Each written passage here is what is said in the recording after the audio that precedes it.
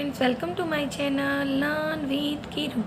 आज हम हमारे नेक्स्ट पार्ट में पढ़ेंगे एडवांटेजेस ऑफ वैल्यू एनालिसिस के बारे में। इससे पहले वाले पार्ट में हम इसके मीनिंग के बारे में, इसके प्रोसेस वगैरह को समझ चुके हैं। तो देखो, जो वैल्यू एनालिसिस होता है उसके क्या एडवांटेजेस होते हैं। तो जो वैल्यू एनालिसिस होता है ना, वो एक ऑर्गेनाइज टेक्निक होती है जिसकी हेल्प से जो ऑर्गेनाइजेशंस वगैरह है ना, वो अपने रिजल्ट्स वगैरह को अचीव कर सकती हैं और जो इनकी वेरियस प्रॉब्लम्स वगैरह होती हैं उनको सोल्व कर सकती हैं। ठीक है, जो ये टेक्निक है इसका हम यूज़ करके अलग अलग जो फंक्शंस होते हैं ना ऑर्गेनाइजेशन के, उनको परफॉर्म कर सकते हैं बिना किसी प्रॉब्लम के, बिना किसी डिफ़िकल्टी के। तो जो इसके एडवांटेजेस हैं उनको इसने दो पार्ट्स में बांटा है, मेन एडवांटेजेस और अदर एडवांटेजेस।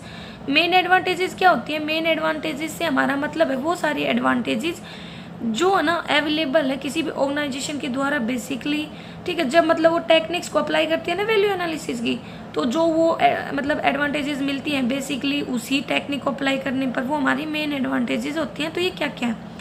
पहला है रिडक्शन इन अननेसेसरी कॉस्ट। तो हमने जब इसका मीनिंग पढ़ा था तो हमने ये पढ़ा था कि जो वैल्यू एनालिसिस होता है, जो अवॉइडेबल कॉस्ट होती है, जो अननेसेसरी होती है, जिससे हमारी क्वालिटी वगैरह पर कोई इफेक्ट नहीं पड़ता, ये उसको रिड्यूस करके चलती है। तो वैल्यू एनालिसिस एक पावरफुल टूल होता है कॉस्ट को रिड्यूस करने के लिए। इसमें जो भी अननेसेसरी कॉस्ट वगैरह होती है प्रोडक्ट एंड सर्विसेज की, उसको हम रिड्यूस कर सकते हैं बिना क्वालिटी को अफेक्ट किए हुए। दूसरा है improve the productivity of organization. जो टेक्निक्स है ना वैल्यू एनालिसिस की, वो एक साइंटिफिक टेक्निक्स है जिसका हम यूज कर सकते हैं हमारे प्रोडक्टिविटी वगैरह को बढ़ाने में, क्योंकि जो ये टेक्निक्स है ना इसकी हेल्प से जो रेट ऑफ प्रोडक्शन है उसको मिनिमाइज किया जा सकता है। जो कॉस्ट ऑफ प्रोडक्शन होती है, मतलब एक जो आपने प्रोडक्शन किया है उसकी जो पर यूनिट कॉस्ट है उसको रिड्यूस किया जा सकता है। ठीक है, क्योंकि जो ये टेक्निक्स है ना ये कंटिन्यूस किस चीज़ पर जोर दे के चलती है कि कोऑर्डिनेशन वगैरह एस्टैब्लिश करना जो भी प्रोडक्शन के फंक्शंस वगैरह हैं। फिर तीसरी एडवांटेजेस है to make control over quality of product. मतलब इसमें ये तो होता नहीं है कि क्वालिटी के साथ कोई कॉम्प्रोमाइज़ वगैरह हो। तो कहता है कि जो ये टेक्निक्स है ना वैल्यू एनालिसिस की, ये यूज़ की जाती है for the purpose of quality control, quality वगैरह को कंट्रोल करने के लिए, क्योंकि इसका यूज़ करके जो फर्म्स वगैरह है ना वो प्रॉपर कंट्रोल कर सकती है अपने प्रोडक्ट की क्वालिटी वगैरह पर। मतलब एक टाइप से कहे तो इसका मेन ऑब्जेक्टिव होता है सिर्फ कॉस्ट को कम करना, जो भी अननेसेसरी वगैरह है, ना कि क्वालिटी के साथ कॉम्प्रोमाइज़ करना। फोर्थ एडवांटेजेस है इंप्रूव करना जो भी इफिशियंसी है ऑर्गेनाइजेशन वगैरह की। कहता है कि वैल्यू एनालिसिस का हेल्प करके जो प्रोडक्शन की क्वालिटी वगैरह है उसको बढ़ाया जा सकता है और जो क्वालिटी है उसको कंट्रोल वगैरह किया जा सकता है, मेंटेन वगैरह किया जा सकता है। एक टाइप से कहें तो जो एटमॉस्फेयर है ना वो इफ़िशियंसी इंक्रीज कर देता है, मतलब इन इफ़िशियंसी वगैरह बढ़ती है, कॉस्ट इफेक्टिव मैनर में टाइमली काम हो सकता है। ठीक है, मैक्सिमाइज करता है जो भी जितने भी अवेलेबल रिसोर्सेज वगैरह होते हैं उनका अच्छे से यूज़ को। जो टेक्निक्स है ना वैल्यू एनालिसिस की, वो एश्योरेंस देता है, ये हमें बताता है कि जो भी रिसोर्सेज वगैरह हमने लगाए हैं उनका मैक्सिमम यूटिलाइजेशन हो, ऑर्गेनाइजेशन में जो रिसोर्सेज है वो इफिशिएंटली यूज़ वगैरह हो, ताकि हमारे जो ऑब्जेक्टिव है वो अचीव हो। ये डेवलप करता है क्रिएटिव टैलेंट ऑफ एम्प्लॉयज़। ये इंकरेज करता है जो भी एम्प्लॉयज़ वगैरह उनमें किसको, क्रिएटिव टैलेंट को, ताकि जो मतलब जो भी आज के टाइम में जो भी लेटेस्ट क्रिएटिव कंसेप्ट वगैरह है उनको हम उनमें डेवलप कर पाएँ।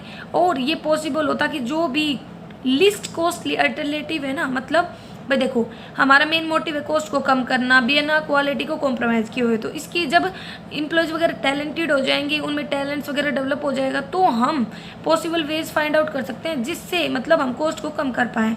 फिर expansion of the scope of production.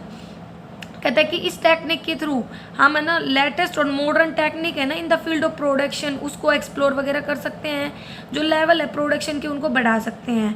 फिर है सेटिस्फाई करना कंज्यूमर की नीड्स वगैरह को मैक्सिमम एक्सटेंड तक। कंज्यूमर की नीड्स को अगर सेटिस्फाई करना है तो उसमें हमारी हेल्प कौन कर सकता है? वैल्यू एनालिसिस, क्योंकि ये क्या कर देता है, क्वालिटी के साथ कॉम्प्रोमाइज़ नहीं करता बल्कि क्वालिटी को बढ़ाने पर जोर देता है। फिर आते हैं हमारे इसके एडवांटेजेस में अदर एडवांटेजेस। तो देखो अदर एडवांटेजेस सब्सिडरी होती है मेन एडवांटेजेस की। तो पहला है हेल्प करता है प्रोवाइड करने में इम्पोर्ट सब्सिट्यूशन। मतलब कि भाई देखो हमें जिस कई बार कुछ चीज़ों की ज़रूरत होती है उनको हम दूसरे देशों से इंपोर्ट वगैरह करते हैं, तो इंपोर्ट करते हैं तो बहुत ज़्यादा कॉस्ट वगैरह आती है। तो कहता है कि ये जो टेक्निक है ना ये फाइंड आउट करता है इंपोर्ट सब्सिट्यूट। मतलब एक टाइप से कही तो ये नया मेथड है जिससे हम है ना हमारे देश में सामान वगैरह बना सकते हैं, डेवलप वगैरह कर सकते हैं और हम हमारे ऑब्जेक्टिव वगैरह को मतलब जो भी ऑब्जेक्टिव उनको अचीव कर सकते हैं। जिससे क्या हो जाएगी, जो फॉरेन एक्सचेंज है ना, प्रीसियस फॉरेन एक्सचेंज, उसमें बचत होगी, हमें दूसरों को नहीं देना पड़ेगा दूसरे देश वगैरह में। ये डेवलप करता है न्यू टेक्नोलॉजी इन मैनेजमेंट। ये जो टेक्नोलॉजी है ना बेसिकली किस चीज़ को पे जोर दे के चलती है, कॉस्ट कंट्रोल पे और कंटिन्यूस सर्च करने पर। जो भी हमारे ऑब्जेक्टिव वगैरह हैं उसको हम अचीव करना चाहते हैं। जो लेटेस्ट टेक्निक है वो डेवलप की गई है ताकि जो प्री डिटरमाइंड ऑब्जेक्टिव ऑर्गेनाइजेशन के उनको हम अचीव कर सकें। ये हेल्प करता है प्रोडक्शन ऑन कम्पिटिटिव प्राइसेस। जो प्रोडक्शन होता है ना किसी भी ऑर्गेनाइजेशन में, वो किस बेसिस पर होना चाहिए, जो डिमांड है मार्केट में और जो भी फैक्टर वगैरह है उनको ध्यान में रखना चाहिए ताकि जो प्रोडक्ट हमने प्रोड्यूस वगैरह किया है वो मार्केट के अकॉर्डिंग हम उसके प्राइस वगैरह फिक्स कर पाएँ, मार्केट के अकॉर्डिंग उनकी नीड्स वगैरह को पूरा कर पाएँ। ठीक है, तो एक टाइप से कहती है एक ऐसी टेक्निक है जो कंट्रीब्यूट करती है मार्केट में प्रोडक्ट वगैरह अवेलेबल हो कम्पिटिटिव प्राइसेस पर।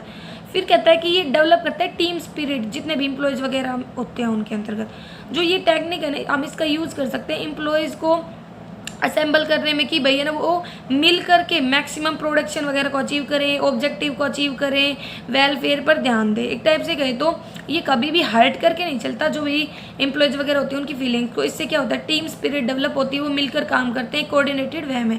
Development of coordination among various department. जो टेक्निक्स है ना वैल्यू एनालिसिस की, वो क्या करती है, वो ना पूरी कोशिश करती है कि मैक्सिमम प्रोडक्शन वगैरह को अचीव करें मिनिमम कॉस्ट में। और ये यही रीज़न है कि जितने भी डिपार्टमेंट्स वगैरह हैं वो एक दूसरे पर क्या होते हैं, interdependent. Enhancing ethical standard of employ. देखो जब कोई भी ऑर्गेनाइजेशन है ना वो वैल्यू एनालिसिस को यूज़ करके चलती है तो उससे क्या हो जाता है कि जो मैनेजमेंट है वो अपने आउटपुट का लेवल बढ़ाने में इंटरेस्टेड हो जाती है, अपने जो भी ऑब्जेक्टिव होते हैं उनको ज़्यादा वेटेज देती है। अब जब कोई भी ऑर्गेनाइजेशन है उसके ऑब्जेक्टिव वगैरह पूरे होंगे तो क्या करेगी, वो वेलफेयर वगैरह को भी इम्पोर्टेंस देगी। ठीक है, ऑर्गेनाइजेशन के वेलफेयर को, ना कि अपने पर्सनल वेलफेयर को। इससे क्या होगा, मोरल वगैरह बढ़ेगा और जो भी हमारे एथिकल स्टैंडर्ड्स होते हैं, जो भी हमारी सोसाइटी के प्रति लायबिलिटी बनती है वो भी पूरी होगी। फिर आते हैं इसके क्या क्या क्रिटिसिज्म है। मतलब वैल्यू एनालिसिस वैसे तो बहुत अच्छी है, हमें पता है हर कॉइन के दो हिस्से होते हैं। ठीक है, एक उसका पॉजिटिव हिस्सा, एक नेगेटिव हिस्सा। ठीक है, तो वही जो टेक्निक है वैल्यू एनालिसिस की उसकी भी डिमेरिट्स है, बिना डिमेरिट्स के वो नहीं रह सकती। जो एनालिस्ट है उनका ओपिनियन है कि जो ये टेक्निक है वैल्यू एनालिसिस की वो इतनी भी यूज़फुल नहीं है जितनी मतलब हम समझते हैं कि हमारे नीड्स वगैरह को सेटिस्फाई करेगी। तो देखो क्या क्या मेन ग्राउंड्स हैं इसके क्रिटिसिज्म के।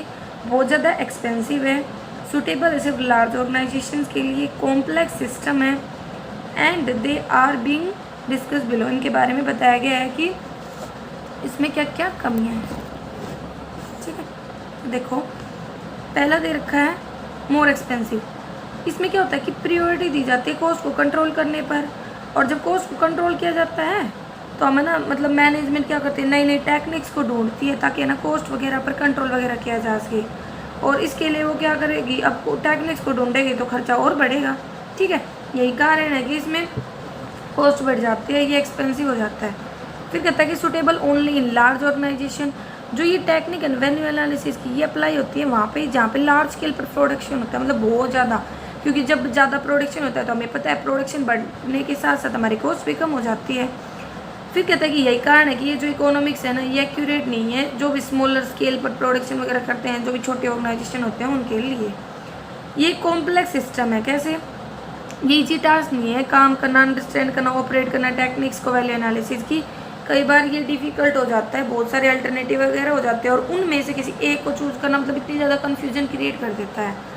Based on the current much maligned working condition. देखो मलाइंग का मतलब होता है बेकार, बदनाम, जो मतलब जिसका नाम खराब हो।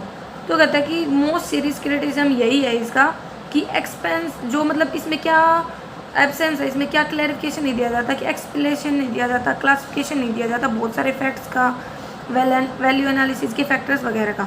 इस कारण से क्या हो जाता है, जो करंट सिस्टम होता है ना वो डिपेंड मतलब उस पर डिपेंड हो जाती है और वो इसका क्रिटिसिज्म का कारण बन जाता है। मतलब इसमें एक्सप्लेनेशन वगैरह की, क्लासिफिकेशन वगैरह की बहुत ज़्यादा कमी है, ये इसकी क्रिटिसिज्म है। अब हम पढ़ेंगे रिलेशनशिप की, वैल्यू, फंक्शन और कॉस्ट में क्या रिलेशनशिप है। तो नॉर्मल सी बात है, पहले तो हमने मीनिंग पढ़ लिया कि वैल्यू एनालिसिस है वो मतलब जो भी वाइड ऑर्गेनाइजेशनल सेटअप होते हैं उनके द्वारा अचीव की जाती है, एक्टिव पार्टिसिपेशन पर बेस होती है अलग अलग डिपार्टमेंट के इनिशिएटिव के, और क्रिएटिव नॉलेज एनालिसिस में हम क्या करते हैं कि जो भी अननेसेसरी कॉस्ट वगैरह होती है उसको एलिमिनेट करते हैं। भाई हमें पता चल गया कि ऐसी कॉस्ट जो किसी काम की नहीं है, जिसका क्वालिटी पर भी कोई फ़र्क नहीं पड़ रहा, जिससे मतलब हमें को फ़ायदा भी नहीं हो रहा, तो हम उसको हटा देते हैं। इस टेक्निक की सक्सेस के लिए ज़रूरी होता है कि जो टीम ऑफ वैल्यू एनालिसिस है ना, उनके जो डिसीजन वगैरह हैं वो डिपेंड करें फुल नॉलेज पर, मतलब हर सेक्टर की पूरी नॉलेज रखें, फिर ही पता करें कि क्या क्या कमियां हैं। ये डिटरमाइन किया जाता है कि जब भी कॉस्ट इनकर होती है तो ये मतलब क्यों हो रही है, कौन सी चीज़ है जो इसकी कॉस्ट को बढ़ा रहा है। तो इसके लिए मतलब इसके रिजल्ट्स को हमें क्वांटिटी की फॉर्म में दिखाना ज़रूरी होगा। तो इसके लिए एक फॉर्मूला दे रखा है कि वैल्यू हमारी बराबर होती है फंक्शन अपॉन में कॉस्ट के। तो अगर ये 1 से ज़्यादा आ जाए तो हमारी वैल्यू भी ज़्यादा होगी, अगर ये रेशियो 1 से कम होगा तो वैल्यू भी कम होगी। तो वैल्यू को इम्प्रूव करने के लिए क्या करेंगे भाई, जो फंक्शंस वगैरह हैं उनमें इम्प्रूवमेंट करेंगे जब कॉस्ट कांस्टेंट रहे, या इम्प्रूवमेंट करेंगे कॉस्ट में जब फंक्शन कांस्टेंट रहे, या फिर इम्प्रूवमेंट करेंगे कॉस्ट में जब कॉस्ट में कमी आए। ठीक है, यहाँ पे कॉस्ट कांस्टेंट थी, यहाँ पे फंक्शन कांस्टेंट थे, और यहाँ पे हम कॉस्ट को रिड्यूस कर रहे थे कॉस्ट में इम्प्रूवमेंट करने के लिए। अब बात कुछ एग्जाम्पल्स दे रखे हैं हमें वैल्यू एनालिसिस के लिए कि कौन कौन से एग्जाम्पल हैं। देखो रिलेशनशिप बताएंगे, एग्जाम्पल वैल्यू कॉस्ट और फंक्शन में। पहला देखा है इंक्रीज इन फंक्शंस बढ़ जाए लेकिन कॉस्ट है वो अनचेंज रहे। जैसे लगा लो आज आप मटेरियल यूज़ कर रहे हो, मतलब मटेरियल वगैरह परचेज किया, प्रोडक्शन में यूज़ किया, इसके कारण 5% वेस्टेज हुई। वेस्टेज तो नॉर्मल सी बात है, पार्ट ही है। जैसे भाई हम सिलाई वगैरह करते हैं, कपड़ा सिलते तो कतरन तो निकलती है उसके साइड में से, वो वेस्टेज नॉर्मल होती है। ठीक है, और लगा लो हम अल्टरनेटिव मटेरियल यूज़ करते हैं इसका, और उसमें 3% वेस्टेज होती है। तो कहता है कि दोनों मटेरियल का काम सेम हो रहा है, ठीक है, और प्राइस भी सेम है, लेकिन जो रिजल्ट्स हैं उसके कारण थोड़ा डिफरेंस आ जाता है। इसके कारण कॉस्ट वगैरह नहीं बढ़ती, मतलब जो हमारे यहाँ पे 5% वेस्टेज हुई, यहाँ पे 3%, लेकिन है ना कॉस्ट वगैरह में तो डिफरेंस होगा ही कुछ ना कुछ, क्योंकि अच्छी क्वालिटी वगैरह का लिया होगा, उससे हमारे प्रोडक्शन पे ज़्यादा इफेक्ट नहीं पड़ा होगा, तभी तो वेस्टेज वगैरह में कमी आई। मोर इंक्रीज इन फंक्शंस बढ़ जाए लेकिन कॉस्ट घटे, जब डिज़ाइन वगैरह बदल देते हैं। लगा लो 2 व्हीलर कोई व्हीकल था, उसका हमने डिज़ाइन वगैरह बदल दिया, ठीक है, इसी के कारण क्या हुआ, कॉस्ट बढ़ गई, लेकिन साथ ही साथ भाई क्वांटिटी थी ना पेट्रोल की जो कंज्यूम करने की वो कम हो गई। तो इससे क्या होगा, वो फंक्शन बढ़ गया कि भाई एक कम वो ना पेट्रोल वगैरह को कंज्यूम कर रही है, तो इससे क्या होगी, सेल भी बढ़ेगी। लोग चाहते हैं कि भाई ऐसा व्हीकल हो जिसमें कम से कम कॉस्ट आए, क्योंकि पेट्रोल वगैरह बहुत ज़्यादा होता है। फिर आता है फंक्शंस बढ़ते हैं लेकिन कॉस्ट डिक्रीज होती है। 2 सेपरेट पार्ट्स होते हैं किसी भी प्रोडक्ट के, उनको हमने असेंबल किया एक में और इम्प्रूवमेंट कर दिया, कैसे डिज़ाइन बदलाव कर दिया, और जो इन दोनों पार्ट्स थे ना इनको फिर से दोबारा से रीडिज़ाइन वगैरह कर दिया। तो इससे क्या हो जाता है, देन दे पास थोड़ा जॉइंट एक्टिविटी वगैरह से वो पास हुई, इससे कॉस्ट वगैरह घट गई हमारी, और जो भी फंक्शंस वगैरह हैं वो घट गए। नेक्स्ट एग्जांपल है कि भाई फंक्शंस है ना अनचेंज रहे लेकिन कॉस्ट बढ़ जाए। जो कंपनी है ना आज के टाइम लगा लो एक टूथपेस्ट बेच रही है एल्यूमिनियम ट्यूब में, और लगा लो वो इसको हटा करके प्लास्टिक की ट्यूब लगा दे, काम तो सेम ही है फंक्शन कि भाई हम उसको ब्रश वगैरह करने में यूज़ करते हैं, लेकिन उसकी कॉस्ट में बदलाव आ जाएगा क्योंकि एल्यूमिनियम ट्यूब महंगे, आपके प्लास्टिक सस्ता होता है। ठीक है, अब जिसने एक बड़ा एग्जांपल दिया न्यूमेरिकल फॉर्म में, तो देखो एक कंपनी है वो एक प्रोडक्ट को बेच रही है, जो टिन है वो मतलब इसका है इतने भाई 4 फीट का है, FT मतलब फिट होता है, और 1 फीट में हमारे 30.48 सेंटीमीटर होते हैं। जो एल्यूमिनियम सीट है वो यूज़ की जा रही है उनको 18 पर स्क्वायर यार्ड में बेचने के लिए। यार्ड कितना होता है, यार्ड हमारे 3 फीट के बराबर होता है। फिर कहता है कि कुछ टेक्निकल रीजंस के कारण जो प्रोडक्ट है ना वो गलती मतलब एक ही फिट में फिट हो पाया, मतलब इतना बड़ा था ना टिन उससे कम में फिट हो पाया, लेकिन जो लेंथ एंड ब्रीथ है वो वेरी कर सकती हैं। इसकी शेप को हमें ना एक्सप्लेन करना है। अगर लगा लो हमने उसको शेप को स्क्वायर में बदल दिया बिना उसकी वॉल्यूम में चेंज किए। वॉल्यूम देखो आपको पहले तो मीनिंग क्लियर होना चाहिए कि एरिया क्या होता है और वॉल्यूम क्या होता है। तो एरिया तो हो गया जिससे वो सीट बनी है, मतलब जैसे आपने कहीं डब्बे को कहीं रखा उसने कितना एरिया घेरा है नीचे से, और वॉल्यूम होती है जैसे आपके पास एक गिलास है उसके अंदर कितना पानी आ सकता है वो उसकी वॉल्यूम है। ठीक है, तो अब देखो हमने मान लिया कि लेंथ है x है, ब्रेथ है y है, हाइट है z है, और ये हमें दे ही रखे इसने लेंथ ब्रेथ हाइट यहाँ पे। अब हमें पता है कि हमें एरिया निकालना है टिन का, तो याद रखो एरिया होता है जो ये हमारा क्यूबॉइड की शेप में है जो भी ये, तो हमने फॉर्मूला लगाया 2LB + BH + HL, क्योंकि ये हमारा टोटल सरफेस एरिया का फॉर्मूला होता है। यहाँ से हमने वैल्यू निकाली कि वो 18 स्क्वायर फीट आई। अब हम निकालना चाहते हैं कि कॉस्ट कितनी है पर स्क्वायर यार्ड। ठीक है, तो इसके लिए एक यार्ड में हमें 3 फीट पता है, और एक यार्ड में 3 फीट, तो एक स्क्वायर यार्ड निकालेंगे तो उसका स्क्वायर कर देंगे, मतलब 9 स्क्वायर फीट। अब हमें पर स्क्वायर फीट की वैल्यू निकालना है तो क्या करेंगे, 18 को 9 से डिवाइड कर देंगे, 2 पर स्क्वायर फीट आ जाएगी। और अगर हमें 18 स्क्वायर फीट की वैल्यू निकालनी है तो क्या करेंगे, इसको डिवाइड कर देंगे मतलब इसको मल्टीप्लाई कर देंगे टोटल वैल्यू के लिए तो 36 आ जाएगी। अब बात आती है कि ये हो गया हमारा, लेकिन अब हम उसको स्क्वायर में बदलना चाहते हैं। तो देखो भाई इसकी हाइट तो उतनी ही रहेगी, डब्बा उतना ही है क्योंकि वॉल्यूम हमें उतनी रखनी है, लेकिन एरिया में थोड़ा चेंज होगा। तो देखो हम ये कह सकते हैं कि स्क्वायर में बदल रहे हैं तो जो लेंथ और विड्थ है वो इक्वल होनी चाहिए। तो हमने क्या किया, इसकी वैल्यू निकाल ली। तो क्या हुआ, यहाँ से हमारे एक्स स्क्वायर की वैल्यू 4 है, क्योंकि स्क्वायर का फॉर्मूला हम बोलते हैं ना साइड स्क्वायर। तो यहीं पे यही हुआ, यहाँ से हमारी वैल्यू आ गई एक्स की 2। ठीक है, ये हो गया। अब हमने क्या की, यहाँ पे सारी वैल्यू रखी कि देखो एक्स की वैल्यू 2 है, वाई की वैल्यू 2 है, जेड की 1 है, और हमें वही एरिया वाला फॉर्मूला लगाना है 2LB + BH + HL। वहाँ से हमने वैल्यू निकाली, हमारे यहाँ पे 16 आएगा, मिसिंग मतलब गड़बड़ दे रखे थे बुक में। फिर कोस्ट निकालने के लिए क्या करेंगे हम, 2 वैल्यू थी हमारी कोस्ट पर स्क्वायर यार्ड की, उससे मल्टीप्लाई कर दिया, 32 आ गया। पहले वाली 36 कोस्ट थी और अब 32 आई, तो कितनी कोस्ट बच गई हमारी, 4। इस तरीके से हम इनको रिलेशन वगैरह देख सकते हैं कोस्ट वैल्यू में। अब बात आती है कि टेक्निक्स। तो कहता है कि जो हमारा लवोंडेसी डी नील्स था ना, उसने बहुत सारी टेक्निक्स वगैरह दी थी, एक टाइप से कहते हैं इसको फादर बोला जाता है टेक्निकल एनालिसिस का।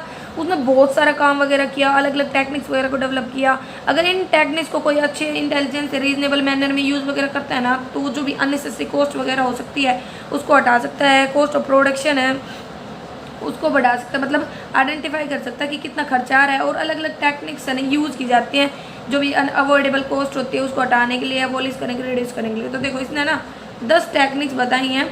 वर्क इन स्पेसिफिक का मतलब होता है कि जो यहाँ पे ना टॉप मैनेजमेंट ये क्लियर कर देती है भाई जितने भी मेथड अवेलेबल थे प्रोडक्शन करने के, हमें सारे देख लिए, सब वेस्ट है, सिर्फ एक स्पेसिफिक मेथड है ना वही सूटेबल है। ठीक है, तो यहाँ पे टॉप मैनेजमेंट स्पेसिफिक मेथड को बता के चलती है। बेस्ट पॉसिबल वे क्या है इस सिचुएशन को और कम करने का, कि ज़्यादा से ज़्यादा स्पेसिफिक और ऐसा कोई भी मेथड ना हो जो इरिलेवेंट हो, मतलब भाई सही क्लियर मेथड बताना चाहिए। जो टॉप एग्जीक्यूटिव होते हैं उन्हें अलग अलग प्रपोजल मिलते हैं और वो प्रपोजल उन्हें बहुत ज़्यादा इन्फ्लुएंस करने, तो उन्हें क्या करना चाहिए भाई, अच्छे से इन्वेस्टिगेशन वगैरह करनी चाहिए और बेस्ट पॉसिबल जो मेजर्स होते हैं उनको चूज़ करना चाहिए, क्योंकि ये उन्हीं की होते हैं कि वो स्पेसिफिक मेथड वगैरह प्रोवाइड कर रहे हैं, अच्छे से इन्वेस्टिगेशन वगैरह करें। फिर दूसरा दे रखा है जितनी भी अवेलेबल कॉस्ट है उसको ऑब्टेन करना। सेकेंड इंपॉर्टेंट टेक्निक है कि जितनी भी अवेलेबल इन्फॉर्मेशन है कॉस्ट के रिगार्डिंग जो हम प्रोड्यूस कर रहे हैं उसकी, वो हमें ऑब्टेन होनी चाहिए। ये पॉसिबल हो सकता है अलग अलग जो भी मेथड स्पेसिफिक के उसको यूज़ करके। देखो क्या होगा जब हम कॉस्ट करेंगे ना किसी पर्टिकुलर डिपार्टमेंट की, वो क्या पता बढ़ जाए और किसी दूसरे की घट जाए, या किसी की बढ़ जाए किसी दूसरे की घट जाए, ऐसे हो सकता है, मतलब वाइस वर्सा चलता है। तो कहता है कि इसीलिए हर जो फंक्शन होता है ना कॉस्ट का, वो ऐसा हो कि वो रिड्यूस करके चले कॉस्ट को। जो वैल्यू एनालिसिस है उसमें हम कॉस्ट को कंपेयर करना चाहिए ताकि हम ये पता कर सके कहाँ पे कॉस्ट ज़्यादा है और कहाँ पे कम है।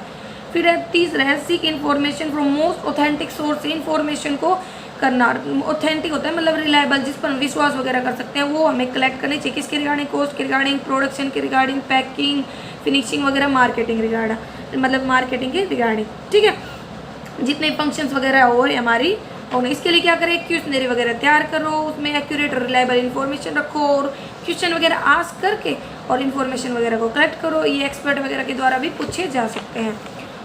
तो देखो ये क्वेश्चंस क्या क्या हैं कि फंक्शंस क्या हैं, क्या जो प्रोडक्ट है वो सही से एक्यूरेटली प्रोड्यूस हुआ है, कितने इंपॉर्टेंट फंक्शंस हैं, और कॉस्ट क्या है प्रोडक्ट की, क्या जो कॉस्ट है वो सही है हमारे फंक्शंस के अकॉर्डिंग, क्या फीचर्स हैं प्रोडक्ट के, क्या मतलब ये बेटर अल्टरनेटिव अवेलेबल है, क्या जो डिज़ाइन है वो कंट्रीब्यूट करता है प्राइस को अचीव करने में, क्या ये पॉसिबल है कि जो भी मतलब कंपोनेंट्स वगैरह हैं उनको हम मतलब अवॉइड कर सकते हैं प्रोडक्ट के बिना सेक्रीफाइस के इसकी यूटिलिटी को, एस्टीम को, मतलब ऐसी कॉस्ट जो हमारे काम की नहीं, क्या उसको हम हटा सकते हैं, क्या पॉसिबल है रिड्यूस करना मटेरियल की कॉस्ट को, क्या हम डिज़ाइन वगैरह बदल सकते हैं बिना कॉस्ट में कमी किए, क्या जो लेबर एक्टिविटी है वो मतलब सारी सही है, एसेंशियल इंपॉर्टेंट है, और क्या पॉसिबिलिटी है इंट्रोड्यूस करने की सिंप्लीफिकेशन और स्टैंडर्डाइजेशन प्रोसेस में, क्या हम रिप्लेस कर सकते हैं कि जो भी स्टैंडर्डाइज आइटम है उसको नॉन स्टैंडर्डाइज आइटम से।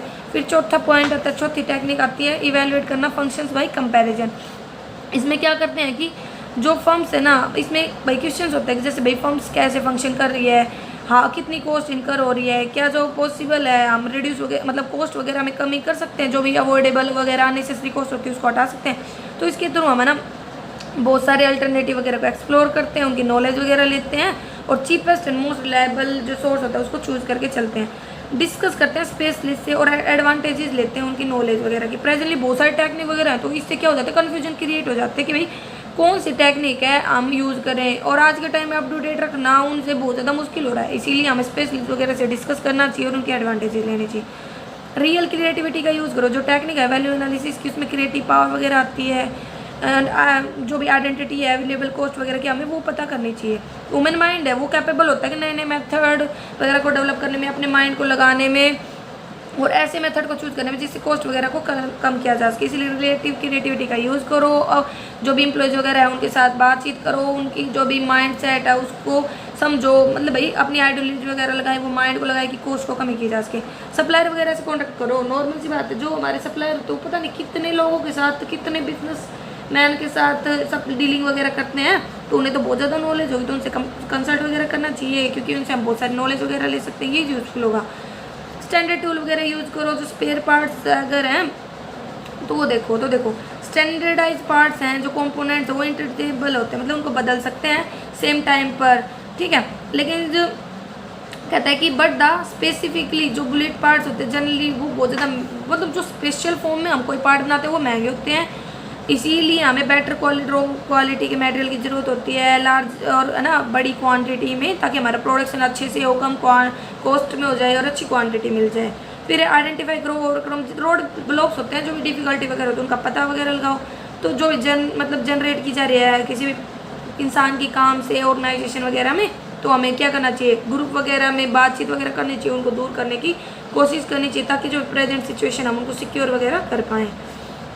फिर आता है seek cooperation from all the field होते हैं, मतलब जो नीचे हमारे काम कर रहे हैं अलग अलग डिपार्टमेंट्स वगैरह में, तो इस टेक्निक में हमें उनके साथ बातचीत वगैरह करनी चाहिए और भाई उनसे उनके विचार वगैरह मांगने चाहिए, उनसे मतलब रेगुलरली डील वगैरह करना चाहिए और फ्रेंडली और पोलाइट रिलेशन वगैरह उनके साथ एस्टेब्लिश करनी चाहिए। जब कोऑपरेशन होगा तो जो भी प्रॉब्लम होगा हम अपने आप आसानी से सोल्व कर सकते हैं, क्योंकि अलग अलग डिपार्टमेंट के एम्प्लॉयज़ को अपने डिपार्टमेंट की अच्छी नॉलेज होती है, ठीक है। फिर आता है वैल्यू एनालिसिस और वैल्यू इंजीनियरिंग में डिफरेंस, ठीक है। तो देखो ये दोनों लगते साइनोम से, लेकिन डिफरेंस देखो। वैल्यू एनालिसिस तो मेन कॉस्ट को कम करने पर कोशिश करता है, जो भी अवॉइडेबल कॉस्ट होते हैं, लेकिन ये प्रोडक्शन और क्वांटिटी कंट्रोल से रिलेटेड है। इसका स्कोप वाइड होता है और इसका स्कोप नैरो होता है। इसके कंपैरिजन में ये एक कंटिन्यूस प्रोसेस है जो चलता रहता है, जो कि वैल्यू इंजीनियरिंग से स्टार्टिंग में यूज़ होता है जब भी हम प्रोडक्शन स्टार्ट करते हैं। जो वैल्यू एनालिसिस टेक्निक है ये किससे रिलेटेड होता है, जितनी भी कॉस्ट वगैरह रिलेटेड हमारे प्रोडक्ट से। जो वैल्यू इंजीनियरिंग टेक्निक है वो किससे रिलेटेड है, डायरेक्ट कोर्स है, जो डायरेक्ट मटेरियल डायरेक्ट लेबर है। वैल्यू एनालिसिस डिपेंड करता है जो डाटा प्रोवाइड किया गया है वैल्यू इंजीनियरिंग के द्वारा, जबकि जो वैल्यू इंजीनियरिंग है वो वैल्यू एनालिसिस पर डिपेंड नहीं करती। ये डिपेंड करता है वैल्यू इंजीनियरिंग में, लेकिन वैल्यू इंजीनियरिंग इस पर डिपेंड नहीं करता। तो यहाँ पे हमारा पूरा एनालिसिस का टॉपिक खत्म होता है। अगर आपको कोई भी कन्फ्यूजन हो तो आप कमेंट करके पूछ सकते हैं। फिर नेक्स्ट पार्ट में वैल्यू चेन एनालिसिस के बारे में पढ़ेंगे। और आपको मेरी वीडियो कैसी लगी ये भी कमेंट करके ज़रूर बताएं। इसे अपने फ्रेंड्स में शेयर करें, लाइक करें और सब्सक्राइब करें। Thank you.